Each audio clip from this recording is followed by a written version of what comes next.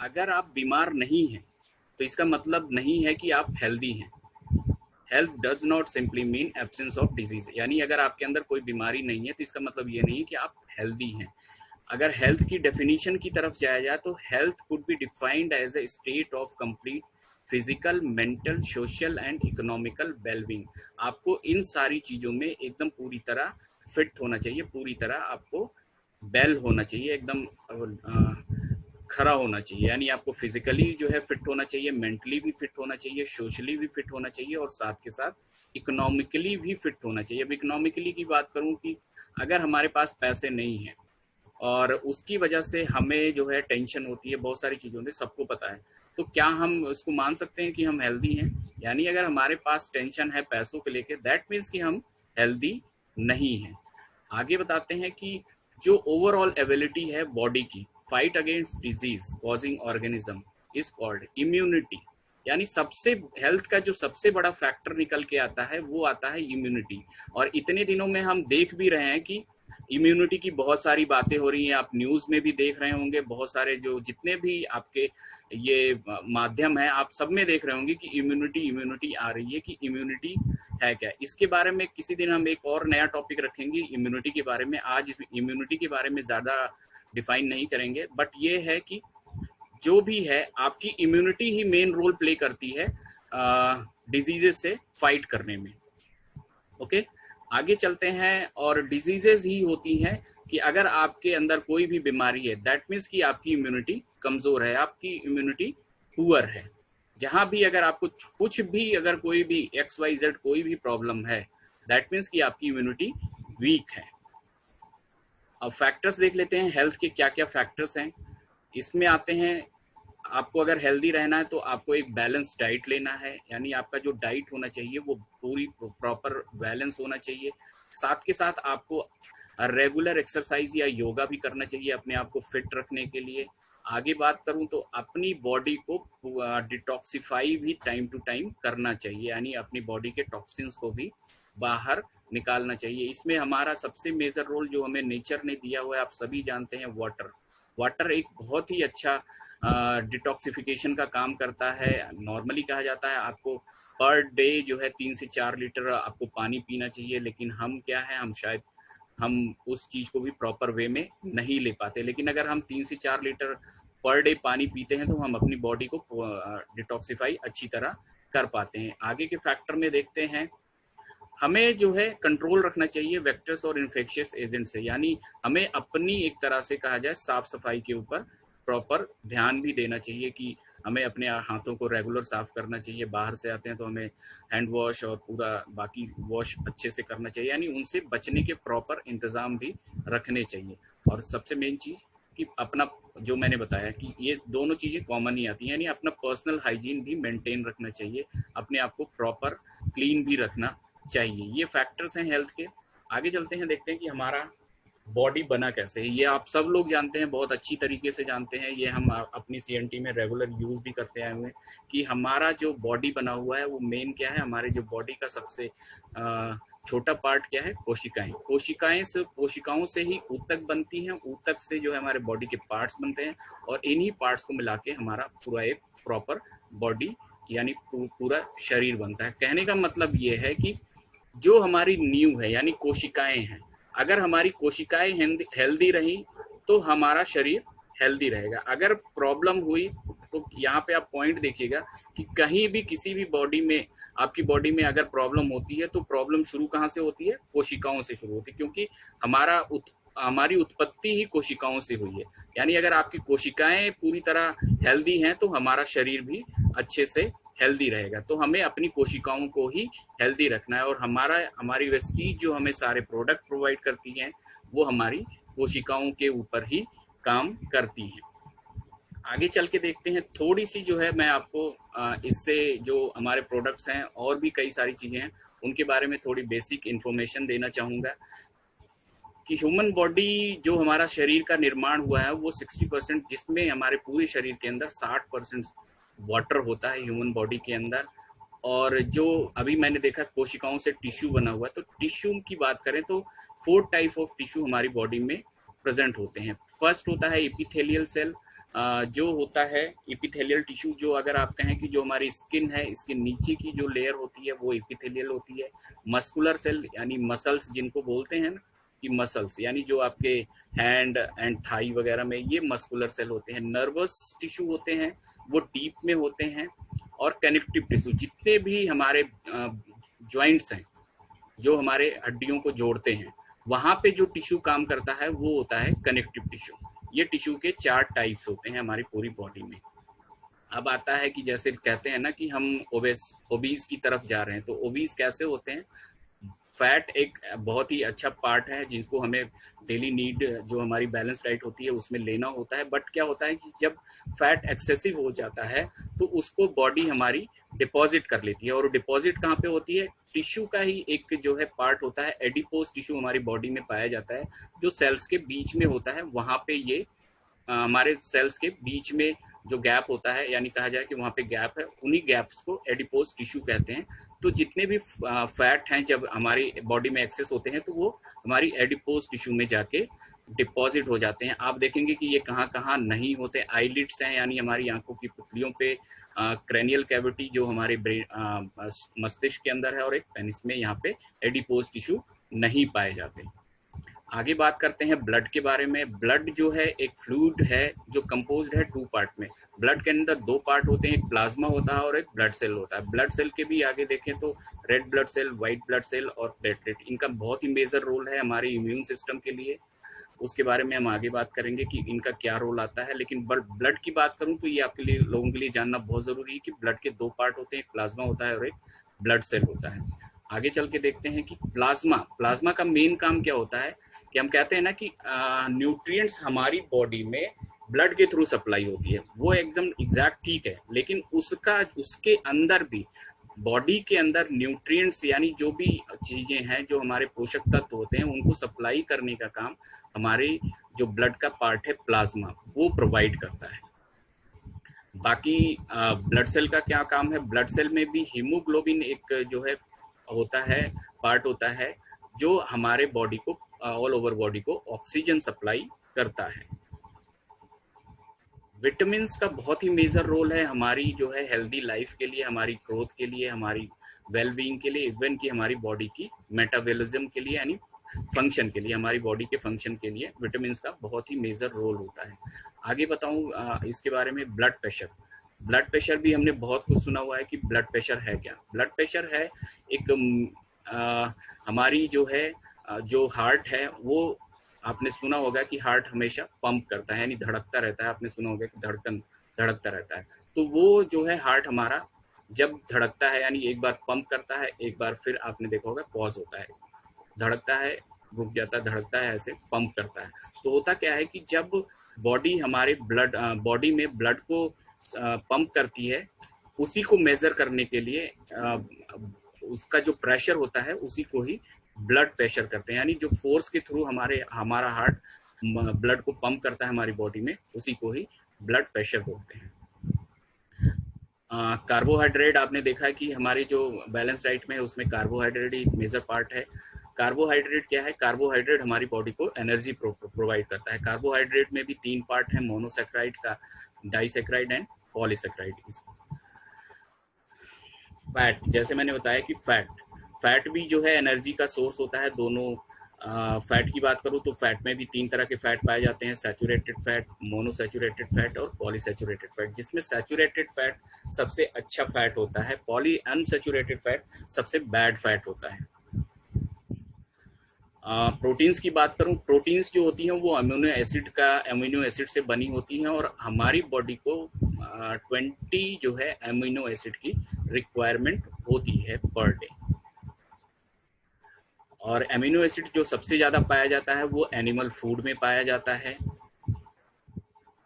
एक और चीज आती है ऑटो इम्यून डिजीज। शायद आप लोगों को ये वर्ड बहुत जो है आज आप इससे पहले आपने सुना नहीं होगा, लेकिन एक ऑटो इम्यून डिजीज होती है, जिसमें क्या होता है, ऑटो इम्यून डिजीज के बारे में आप लोगों को बताना चाहूंगा कि हमारा जो इम्यून सिस्टम है, यानी जो रोग प्रतिरोधक हमारी प्रणाली है, उसमें क्या होता है कि जब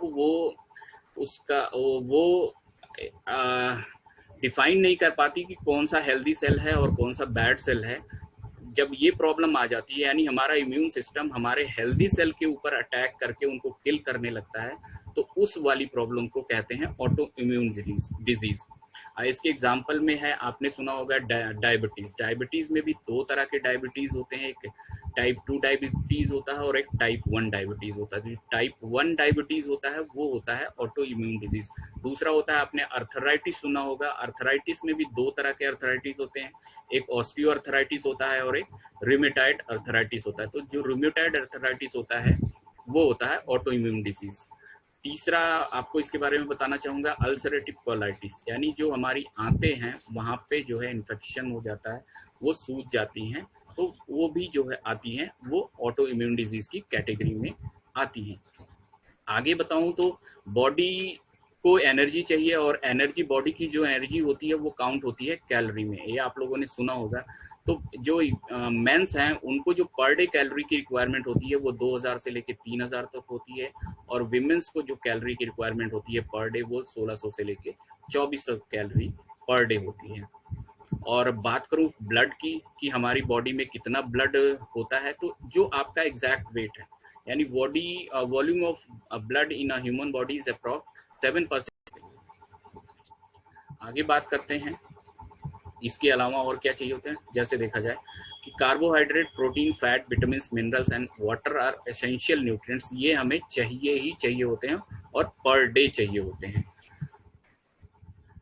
न्यूट्रिएंट्स की बात करूं, न्यूट्रिएंट्स दो तरह के होते हैं, माइक्रो न्यूट्रिएंट्स और मैक्रो न्यूट्रिएंट्स। माइक्रो न्यूट्रिएंट्स क्या होते हैं, ये होते हैं वाटर सॉल्युबल होते हैं, ये उनको वाटर में घुल जाते हैं। माइक्रो न्यूट्रिएंट्स छोटे पार्ट होते हैं, यानी ये जो है बॉडी में जाके छोटे छोटे थोड़े मीडियम क्लास के टुकड़ों में टूटते हैं, और ये बॉडी को माइक्रो न्यूट्रिएंट्स सबसे ज्यादा क्या प्रोवाइड करते हैं, एनर्जी प्रोवाइड करते हैं। और माइक्रो न्यूट्रिएंट्स की बात करूं तो जिसमें है कार्बोहाइड्रेट, प्रोटीन और फैट, ये माइक्रो न्यूट्रिएंट्स की कैटेगरी में आते हैं। माइक्रो न्यूट्रिएंट्स यानी जो सबसे छोटे पार्ट होते हैं हमारी बॉडी, जो हमारी जरूरत है न्यूट्रिएंट्स की, तो उसमें मेन माइक्रो न्यूट्रिएंट्स में क्या आते हैं, विटामिन आते हैं और मिनरल्स आते हैं माइक्रो न्यूट्रिएंट्स की कैटेगरी में।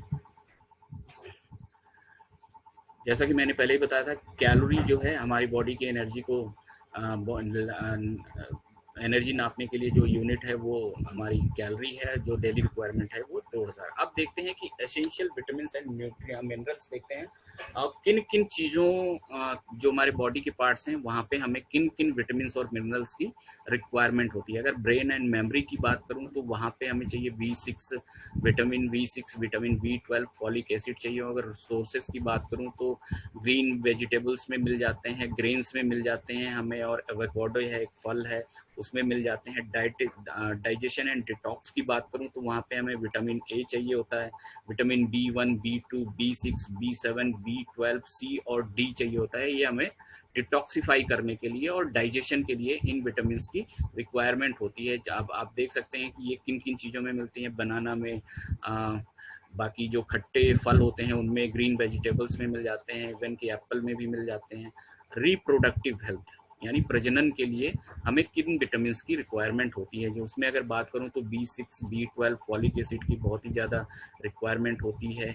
साथ के साथ बोन स्ट्रेंथ की बात करूं तो वहाँ पे हमें विटामिन D चाहिए होता है, K चाहिए होता है, कैल्शियम चाहिए होता है, मैग्नीशियम चाहिए होता है।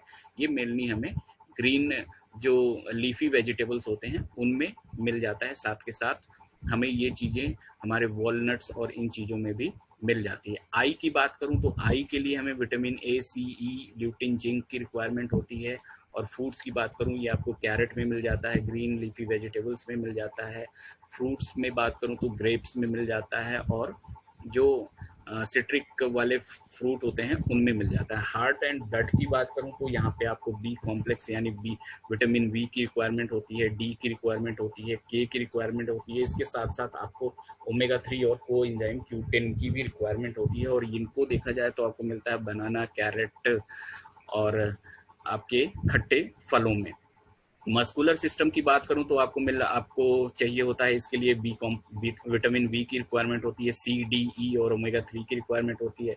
एनर्जी की बात करूं तो एनर्जी में सबसे ज़्यादा इंपॉर्टेंट है विटामिन B12, मैग्नीशियम और कोएंजाइम Q10।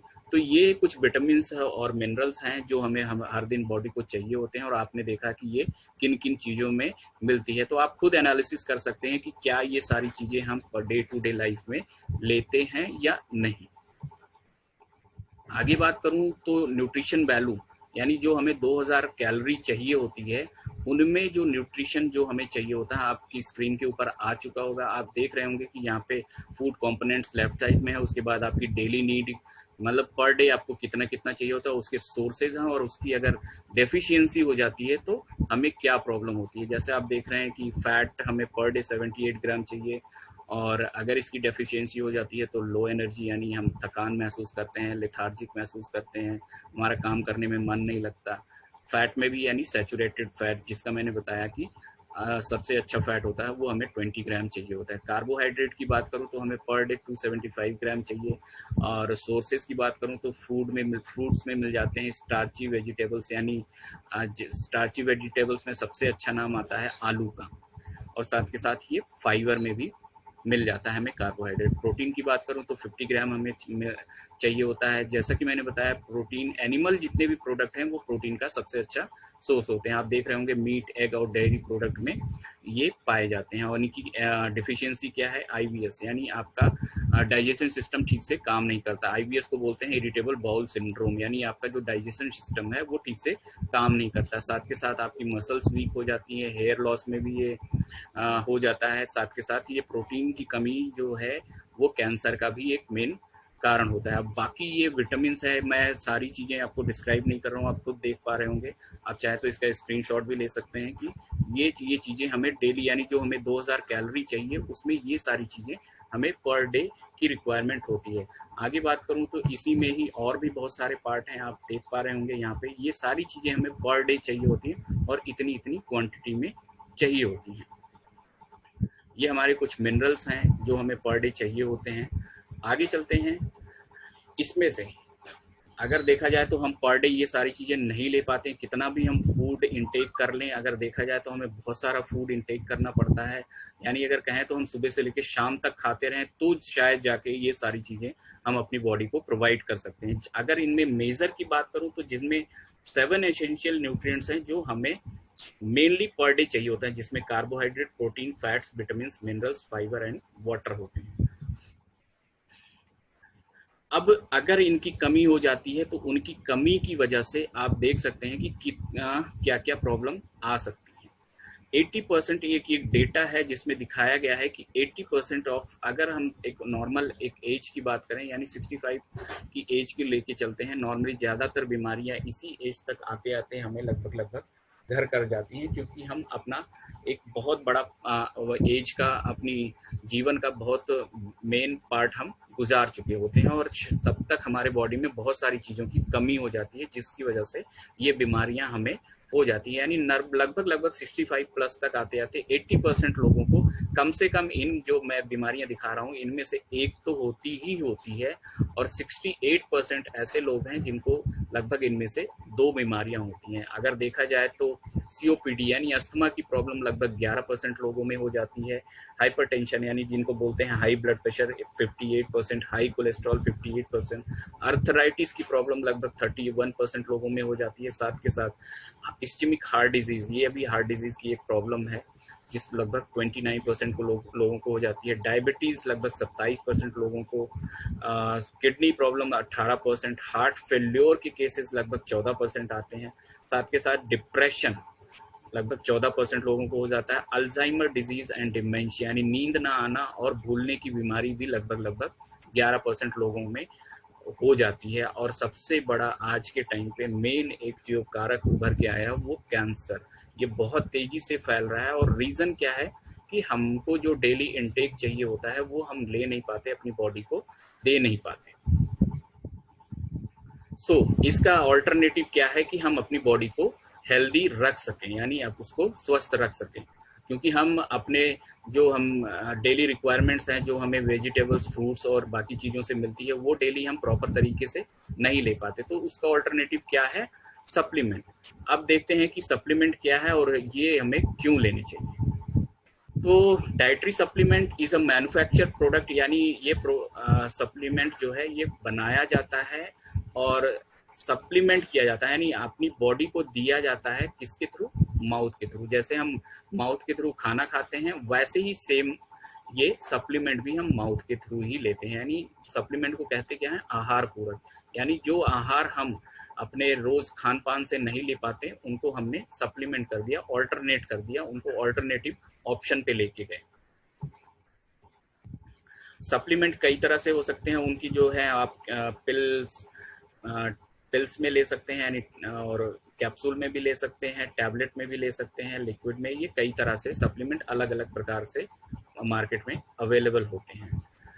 एक डेटा है, कहते हैं कि जो है 50% ऑफ अमेरिकन एडल्ट पॉपुलेशन, जो अमेरिका की 50 एडल्ट पॉपुलेशन है, 50% से ज़्यादा जो कंज्यूम करती है वो सप्लीमेंट कंज्यूम करती है, और मेनली जो कंज्यूम करती है वो मल्टीविटामिन कंज्यूम करती है। साथ के साथ सप्लीमेंट के लिए ये जो हम देखते हैं ना कि हमने बताया कि गुड मैन्युफैक्चरिंग प्रैक्टिस सर्टिफिकेट, ये क्यों होता है, ये अब आपको क्लियर हो गया होगा कि ये सर्टिफिकेट हमें बहुत रिक्वायर्ड होता है, क्योंकि इसके बगैर हम सप्लीमेंट को बना नहीं सकते।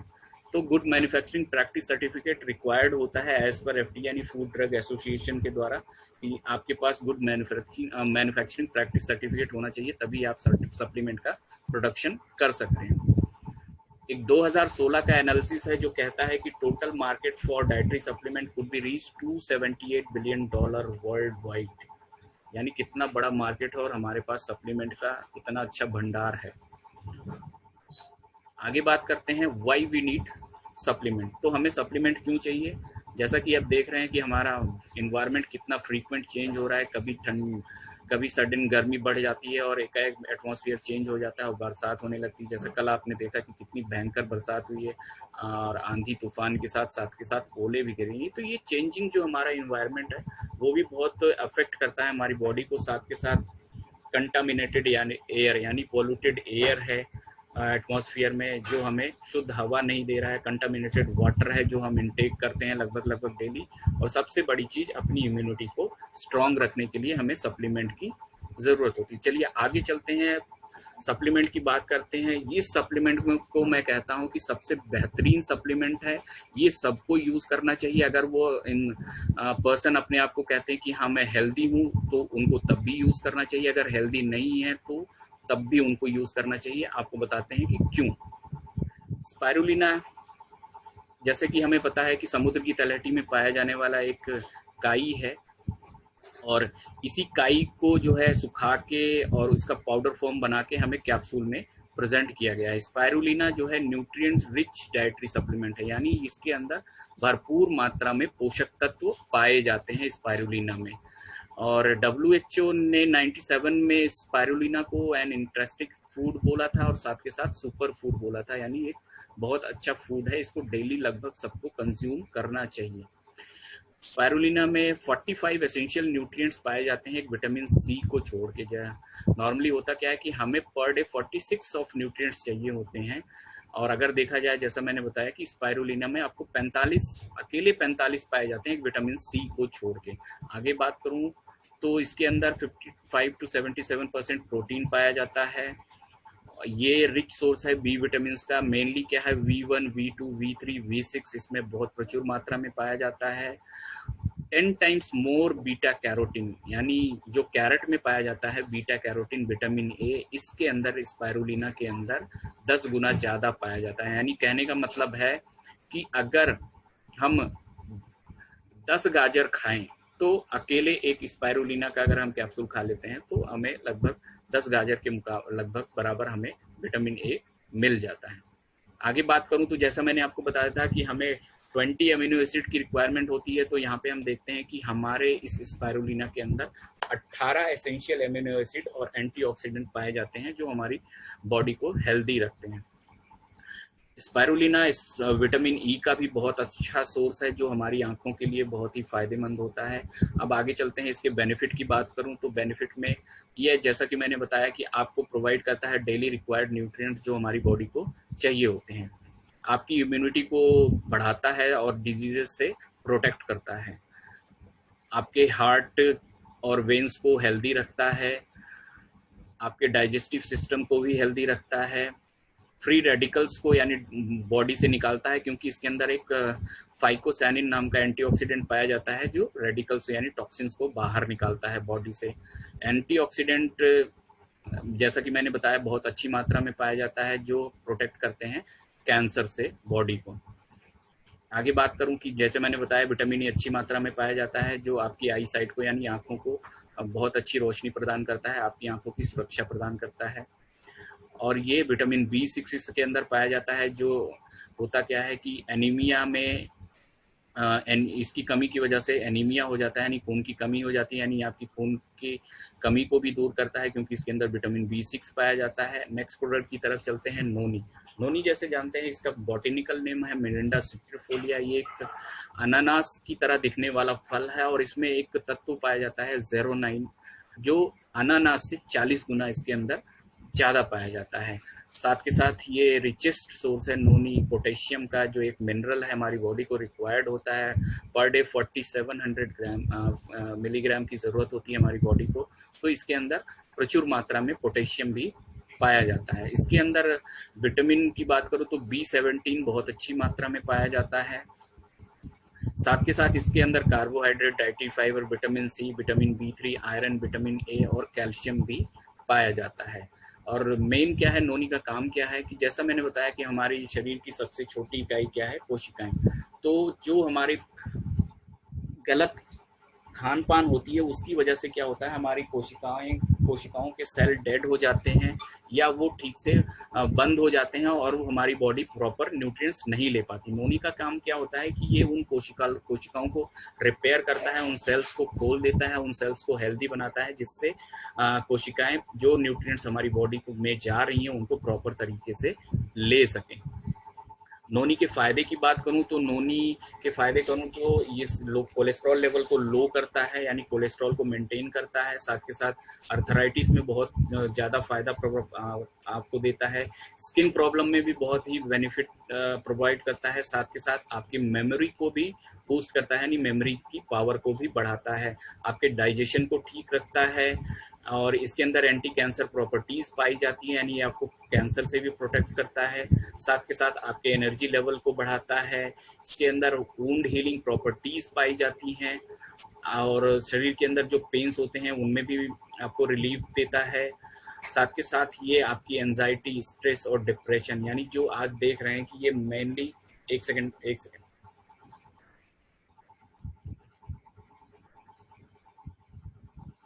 हमारी जैसी लाइफस्टाइल हो गई है उसमें हम इन 3 चीज़ों से बहुत ही ज़्यादा जूझते हैं, यानी एंजाइटी, स्ट्रेस और डिप्रेशन में। तो उस कंडीशन में जिनको ये प्रॉब्लम है आप उनको दे सकते हैं, उनको नोनी का सेवन करना चाहिए। साथ के साथ इसके अंदर एंटीबैक्टीरियल प्रॉपर्टीज पाई जाती हैं जो बैक्टीरिया से आपको प्रिवेंट करती हैं और हेयर लॉस में भी बहुत ही बेनिफिशियल है नोनी। साथ के साथ फीमेल्स में जो इरेगुलर मेंस्ट्रुअल साइकिल की प्रॉब्लम होती है उनको भी अच्छा करता है। आगे चलते हैं अगले प्रोडक्ट की तरफ, आंवला। आंवला सबको पता है कि ये मेनली क्या है, रिचेस्ट सोर्स है विटामिन C का। इसके अंदर विटामिन C बहुत अच्छी मात्रा में पाया जाता है। इसके अलावा विटामिन C के अलावा इसके अंदर एंटीऑक्सीडेंट और फ्लेवोनॉइड्स पाए जाते हैं जो फ्री रेडिकल्स को बाहर निकालते हैं, यानी बॉडी को डिटॉक्सिफाई भी करते हैं। ये आपकी इम्यून सिस्टम को बहुत ही हेल्दी रखता है। ये आपके इम्यून सिस्टम के लिए सबसे अच्छा प्रोडक्ट है, यानी आंवला का सेवन आपको, अगर आप स्पाइरुलिना कर रहे हैं तो स्पाइरुलिना के साथ साथ अगर आंवला का सेवन करते हैं तो समझ लीजिए आप अपनी बॉडी को लगभग पूरी तरह से प्रोटेक्शन प्रोवाइड कर रहे हैं।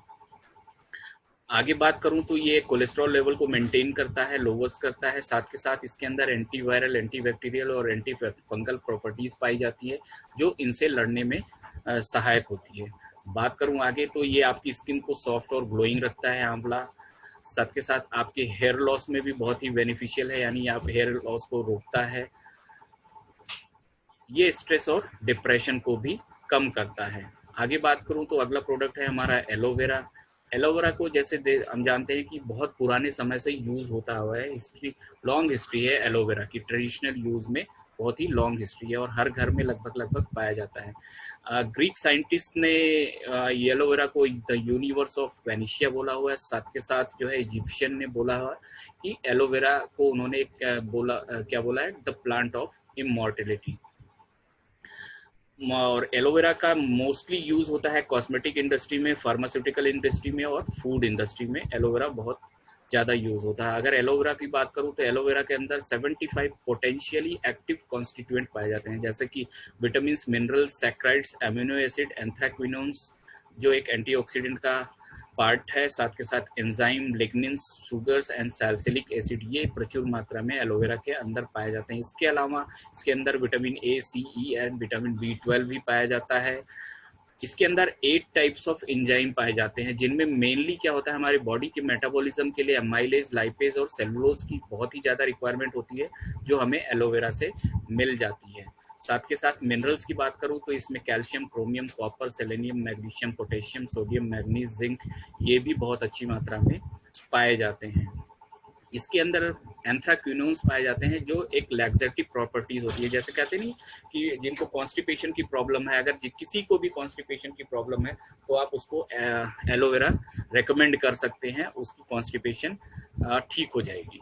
अब इसके बेनिफिट्स की बात करूं तो स्किन डिजीज में जैसा कि देखा हमने कि ये फार्मास्यूटिकल और बाकी चीजों में स्किन के प्रोडक्ट्स में लगभग एलोवेरा आपने देखा होगा यूज होता है। तो स्किन डिजीज में बहुत ही ज्यादा हेल्पफुल है। जैसे कि स्किन डिजीज की होती क्या, डर्मेटाइटिस, यानी स्किन के ऊपर जो है आपने देखा स्वेलिंग आ जाती है, चकत्ते पड़ जाते हैं।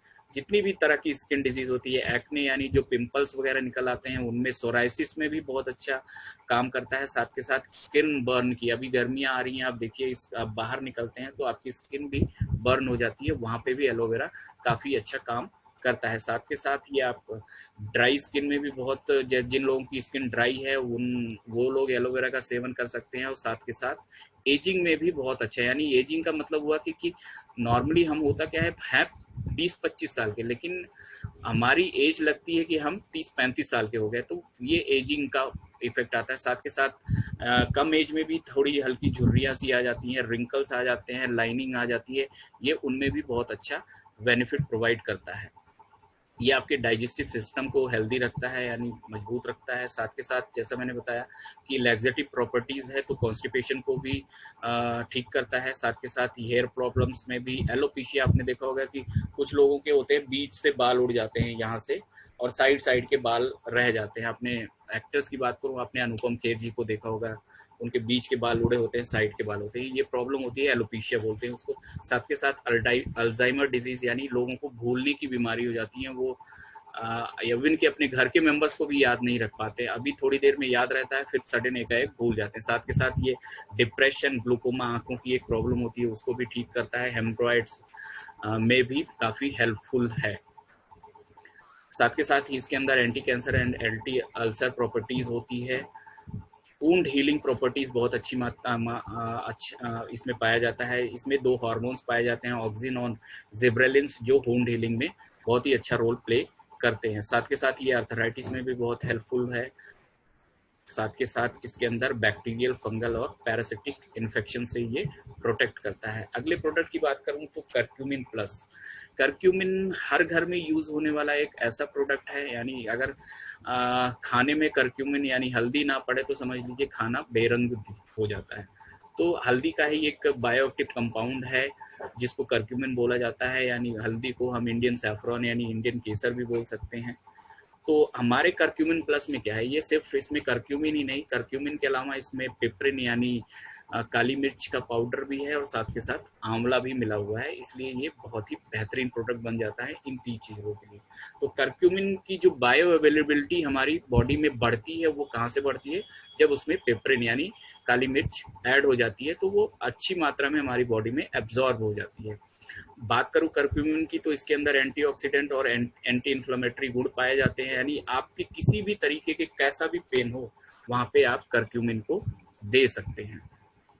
और एंटीऑक्सीडेंट पाए जाते हैं, जिसकी वजह से ये आपकी इसके अंदर एंटी एजिंग प्रॉपर्टी, यानी ये एजिंग को भी कम करता है। साथ के साथ ये रिमेटाइड अर्थराइटिस में या ऑस्टियोआर्थराइटिस, दोनों अर्थराइटिस की डिजीजेज हैं, दोनों में भी बहुत अच्छा हेल्पफुल करता है। साथ के साथ ये आपके डाइजेस्टिव सिस्टम को भी अच्छा रखता है, यानी जो जैसे कहते हैं ना मरोड़ उठ गया, साथ में मरोड़ के साथ दर्द होता है, आईबीडी में भी बहुत अच्छा हेल्पफुल है। साथ के साथ ये डिप्रेशन, मेंस्ट्रुअल डिफिकल्टीज, जॉन्डिस और कॉलिक पेन में भी बहुत हेल्पफुल होता है। साथ के साथ ये हार्ट डिजीजेस के रिस्क को भी कम करता है, कैंसर से प्रिवेंट करता है, इसके अंदर anti fungal anti bacterial properties पाई जाती हैं, इनसे लड़ने में सक्षम होता है। साथ के साथ ये आपके ब्लड शुगर के मेटाबॉलिज्म को भी इम्प्रूव करता है। आगे चलते हैं, आगे बात करते हैं। बेहतरीन प्रोडक्ट है, इसके बारे में मैं थोड़ा सा टाइम आप लोगों का लूंगा, थोड़ा ज़्यादा। ये बेहतरीन प्रोडक्ट है, बहुत ही शानदार प्रोडक्ट है, गैनोडर्मा। गैनोडर्मा एक आपने देखा मशरूम की तरह पाया जाने वाला एक फल है, और जैसे अपने यहाँ इंडिया में तुलसी की पूजा होती है, ऐसे ही जो है चाइना एंड जापान में गैनोडर्मा को पूजा जाता है। मशरूम की तरह दिखने वाला एक फल है, और इसको कहें तो चाइना में लिंगजी के नाम से जाना जाता है और ऋषि नाम से जापान में जाना जाता है। और चाइना में इसको हर्ब ऑफ स्पिरिचुअल पोटेंशियल कहते हैं, यानी इसके अंदर बहुत ही क्या कहें, स्पिरिचुअल को कहें, आध्यात्मिक, मतलब कि एज अ बहुत ही स्पिरिचुअल गुण पाए जाते हैं इसके अंदर। लगभग 80 प्रजातियां पाई जाती हैं गैनोडर्मा की, जिनमें गैनोडर्मा ल्यूसिडियम जो है सबसे बेस्ट माना जाता है। और बायोएक्टिव कंपोनेंट्स की बात करूं तो इसके अंदर प्रोटीन 10 से 40% पाया जाता है, फैट 2 to 8%, कार्बोहाइड्रेट 3 से 28%, फाइबर 3 से 32%, विटामिन मिनरल्स की बात करूं तो potassium, calcium, zinc, manganese, iron and selenium पाया जाता है। बायोएक्टिव मॉलिक्यूल्स की बात करूं तो इसके अंदर टर्पिनॉइड्स पाया जाता है, स्टेरॉइड्स पाया जाता है, फिनॉल्स पाया जाता है, न्यूक्लियोटाइड्स पाया जाता है, साथ के साथ डेरिवेटिव्स, ग्लाइकोप्रोटीन एंड पॉलीसेक्राइड भी पाया जाता है, जो बहुत ही हेल्पफुल होते हैं हमारी बॉडी के मेटाबॉलिज्म और हमारी बॉडी को हेल्दी रखने के लिए। साथ के साथ इसके अंदर प्रोटीन्स की बात करूं तो लगभग सारे जितने भी हमें एमिनो एसिड की रिक्वायरमेंट होती है वो इसके अंदर पाई जाती हैं, और उसमें भी कहूँ तो रिच सोर्स है लाइसिन और ल्यूसिन का, एमिनो एसिड्स के अलावा बात करूं तो इसके अंदर 154 तरह के एंटीऑक्सीडेंट पाए जाते हैं अकेले एक गैनोडर्मा में। गैनोडर्मा में 300 से ज़्यादा मेडिसिनल बेनिफिट पाए जाते हैं।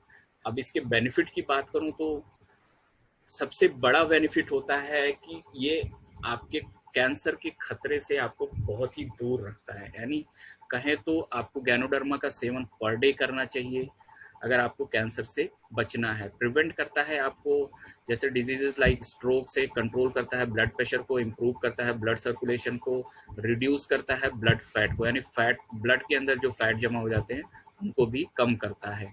साथ के साथ ये एंटी एजिंग प्रॉपर्टीज में भी बहुत अच्छा काम करता है, क्योंकि एंटीऑक्सीडेंट पाए जाते हैं उसमें भी फ्लेवोनॉइड्स और पॉलीफिनॉल्स और विटामिन सी जो है इसमें पाए जाते हैं एंटीऑक्सीडेंट, जो एजिंग की प्रॉपर्टीज में काफ़ी हेल्पफुल है।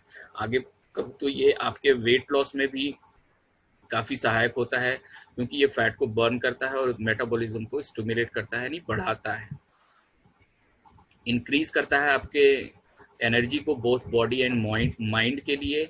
साथ के साथ ये प्रोटेक्ट करता है स्किन को against harmful effect of free radicals, wrinkles, ageing skin and skin cancer से भी प्रोटेक्ट करता है।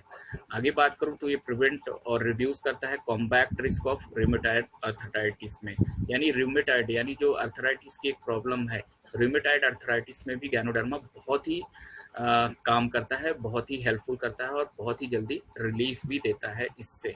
आगे और बात करूं तो ये आपकी बोन डेंसिटी को इम्प्रूव करता है। आगे इसके बेनिफिट की बात करूं तो ये आपके कोलेस्ट्रॉल लेवल को इम्प्रूव करता है और गुड कोलेस्ट्रॉल को बढ़ाता है और बैड कोलेस्ट्रॉल को कम करता है, क्योंकि इसके अंदर ट्राई टर्पिनॉइड्स और एडिनोसिन पाया जाता है जो गुड कोलेस्ट्रॉल को बढ़ाने में मदद करते हैं। प्रिवेंट करता है ओबेसिटी से, क्योंकि ये स्टॉप करता है movement of glucose in fat cells में, ग्लूकोज के मूवमेंट को कम करता है। आगे बात करूं गैनोडर्मा की तो ये डायबिटीज़ में भी बहुत अच्छा काम करता है, क्योंकि ये ब्लड शुगर लेवल को रिड्यूस करता है, गैस्ट्राइटिस में काम करता है, कॉन्स्टिपेशन में भी बहुत अच्छा काम करता है, क्योंकि इसके अंदर इनसॉल्युबल फाइबर पाए जाते हैं। आपकी मेमोरी को स्ट्रेंथ करता है, यानी अल्जाइमर से भी आपको जो भूलने की बीमारी होती है उससे भी प्रिवेंट करता है। पार्किंसन डिजीज में भी ये काफ़ी अच्छा काम करता है। एडिक्शन का मतलब हुआ कि जो कुछ लोगों को किसी चीज़ की लत लग जाती है, तो उनमें किसी भी तरह की लत हो तो उनमें भी हम गैनोडर्मा को दे सकते हैं। आगे बात करूं तो ये माइग्रेन और आपके स्ट्रेस को रिड्यूस करता है, किडनी डिजीज में भी काफ़ी अच्छा रोल प्ले करता है, आपकी इम्यूनिटी को बूस्ट करता है और प्रिवेंट करता है कोल्ड एंड फ्लू से। साथ के साथ ये अस्थमा में भी काफ़ी अच्छा काम करता है और वायरसेस के अटैक से ये प्रिवेंट करता है आपको। आगे बात करूं तो सारी एलर्जीज से भी आपको प्रिवेंट करता है। तो आपने देखा कि कितने सारे फायदे हैं एक अकेले ज्ञानोडर्मा में। तो आई थिंक मेरे ख्याल से लगभग लगभग सबको इसका सेवन करना चाहिए। आगे चलते हैं प्रोडक्ट पे। तो सी बकथॉर्न, सी बकथॉर्न एक बहुत ही बेहतरीन प्रोडक्ट है, हमारी डे टू डे लाइफ को जो है स्मूथ रखने में बहुत ही अच्छा रोल प्ले करता है। इसकी बात करूं तो सी बकथॉर्न का यूज लगभग 1400 सालों से यूज होता आया हुआ है मेडिसिनल पर्पस के लिए।